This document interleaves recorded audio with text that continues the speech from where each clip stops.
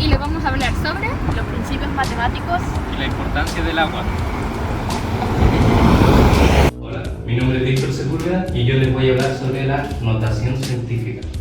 En palabras breves, la notación científica es una forma de escribir números muy grandes o muy pequeños. Y se reconoce como notación científica a un número entre 1 y 10 que se multiplica por una potencia de 10. Y ahora la pregunta, ¿cómo se escribe notación científica?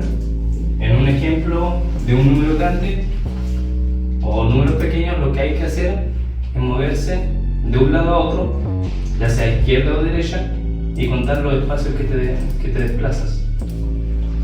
Por ejemplo, en el número grande, vamos a contar desde el principio y sería 1, 2, 3, 4, 5, 6, 7 y 8. Por lo tanto, la coma quedaría aquí. Y esto se escribiría como 6 por 10 elevado a 8, porque nos movimos 8 espacios. Y la base siempre va a ser 10. Y ahora en un número pequeño sería 1, 2, 3, 4, 5, 6 y 7. Entonces la coma iría efectivamente aquí y quedaría como 4,3 por 10 elevado a la menos 7. Y ahora cuando el exponente es positivo, la coma se desplaza hacia el lado izquierdo. El exponente positivo se desplazó hacia el lado izquierdo. Y cuando el exponente es negativo, se desplazó hacia el lado derecho.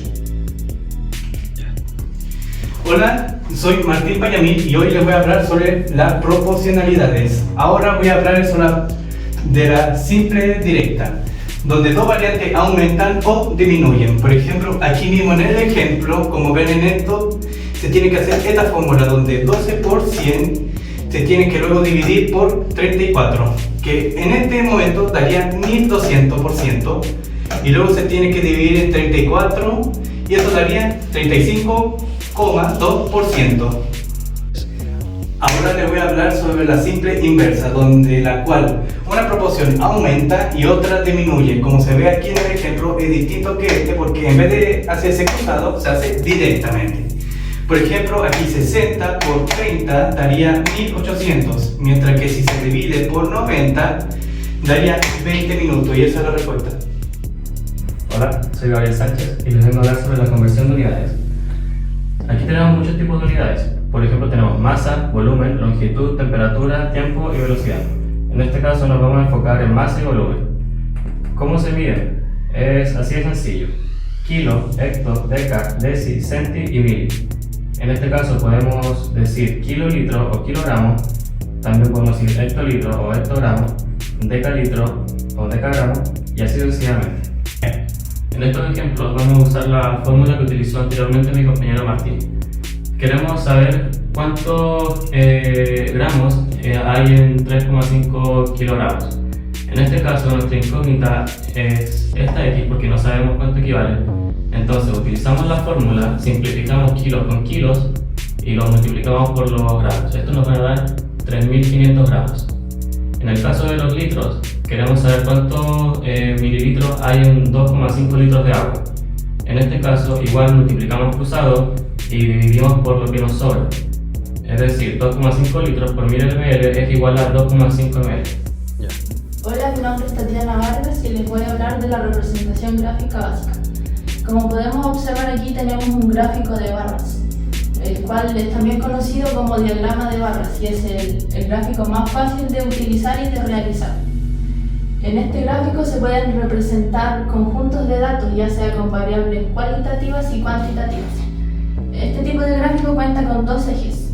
Tenemos el eje horizontal, que es el eje X o eje de abscisas, y el eje vertical, que es el eje Y o eje de ordenadas. Generalmente, dentro del eje X se ubican las variables cualitativas y en cambio en el eje Y se ocupan las variables cuantitativas, lo que determina la altura de las barras, la frecuencia con que avanzan los números. En este gráfico podemos observar los medios de transporte que utilizan los estudiantes de Santo Tomás para llegar a la universidad. Aquí está la frecuencia y el que más se repite es el bus, que cuenta con 19 estudiantes, que sería el que tiene más frecuencia. Buenas tardes, mi nombre es Ayelen Guzmán y les vengo a comentar que en el taller también aprendimos la importancia del agua. Esta trae beneficios como que aporta minerales esenciales, lo cual fortalece nuestros huesos y dientes.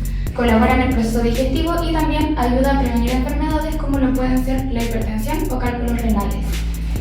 ¿Qué ocurre si bebemos agua contaminada? El agua contaminada está relacionada con las enfermedades como hepatitis, cólera, diarrea y fiebre. Para poder distinguir si es que el agua está contaminada, tenemos diversos factores, como los pueden ser el color, el sabor y el olor. El agua no debe tener ningún color, debe ser completamente transparente, no tener ningún olor y su sabor debe ser neutro. La recomendación es beber de 6 a 8 vasos diarios de 250 ml cada uno, pero también debemos entender que todos somos diferentes y que esta cantidad va a depender de nuestro organismo. En el taller conseguimos la base para nuestro futuro aprendizaje.